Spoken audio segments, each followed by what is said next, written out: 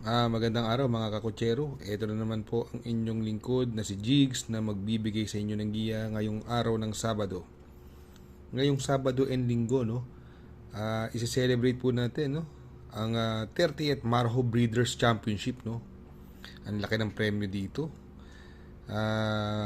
Ngayong araw ng ngayong araw ng Sabado, meron po tayong siyam na magagandang karera. Uulitin ko po itong aking giya ay purely review and analysis ko lamang at walang harong information. Simulan na po natin. Race number 1.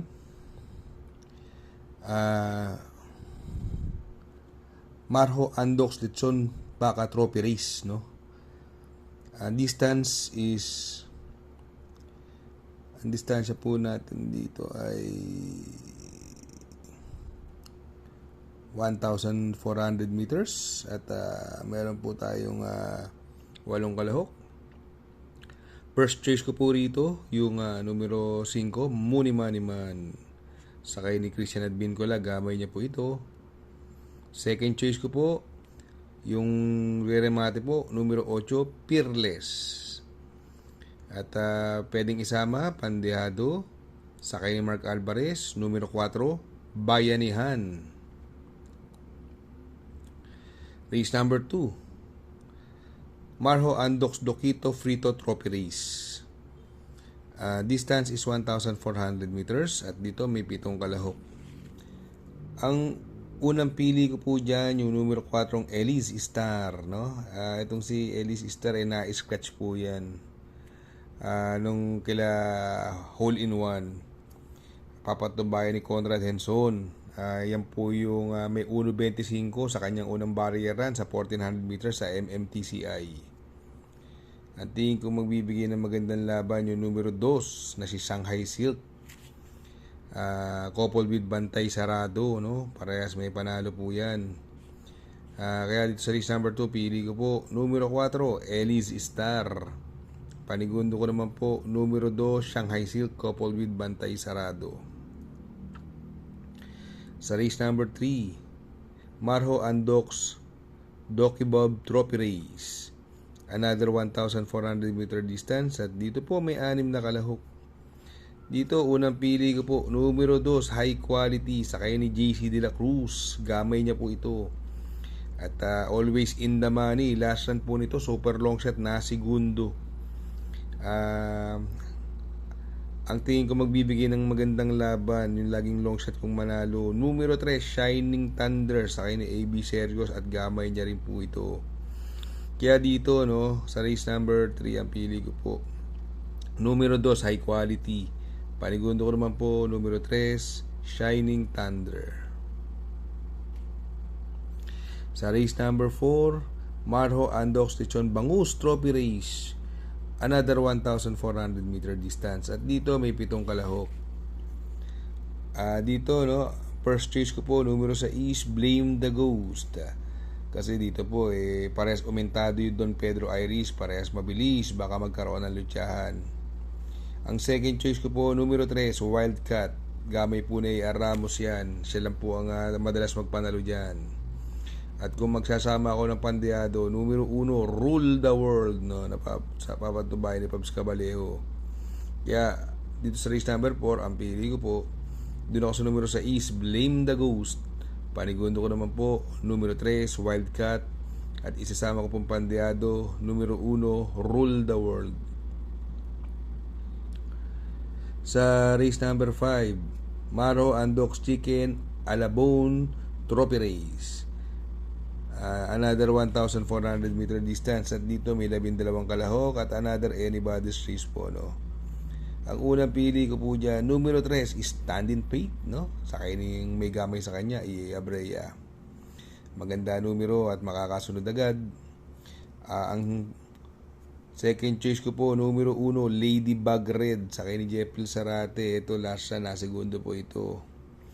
Kung magsasama po ako ng Pandeado rito, yung numero 9, Escondido, na sakay ni Noel Lunar.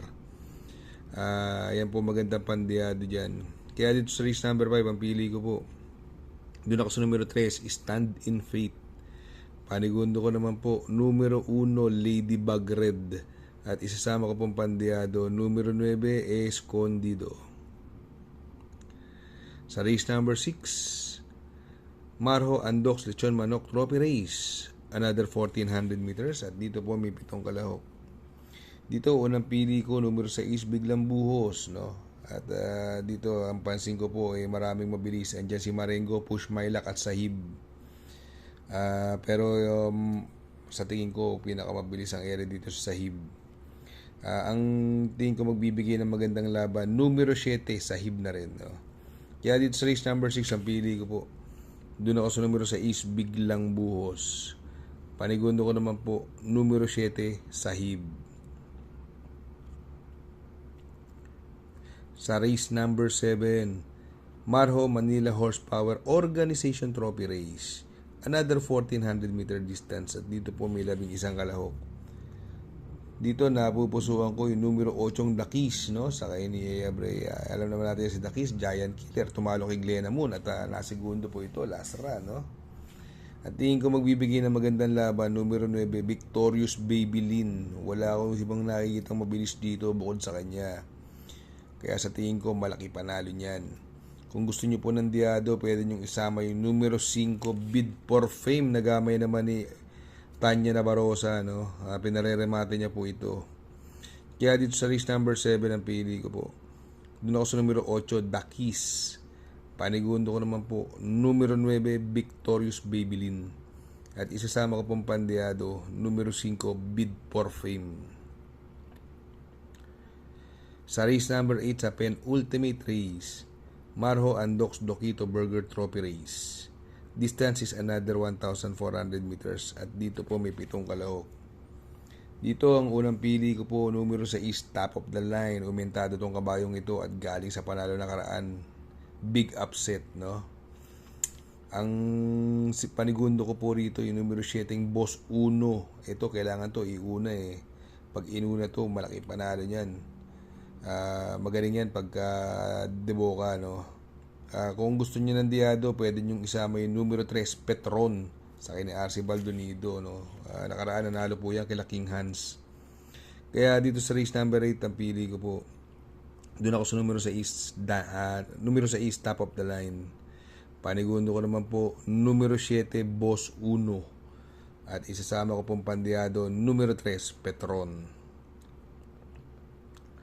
Sa race number 9 sa last and final race, 30th Marho Bidders Cup Championship, sponsored by Marho, at dito may 9 na kalahok.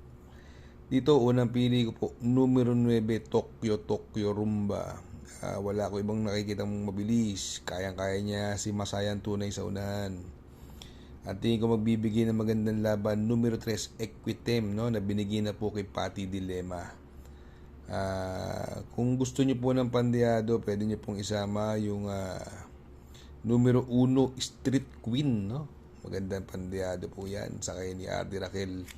Kaya sa last and final race, sa race number 9 ang pili ko po, doon ako sa numero 9 Tokyo Rumba. Panigundo ko naman po numero 3 Equitem.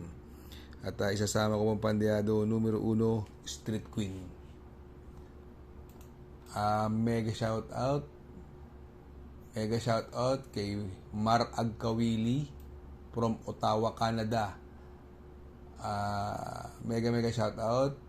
Greetings from Marcelo Agkawili 0424. Mega shout out po, sir.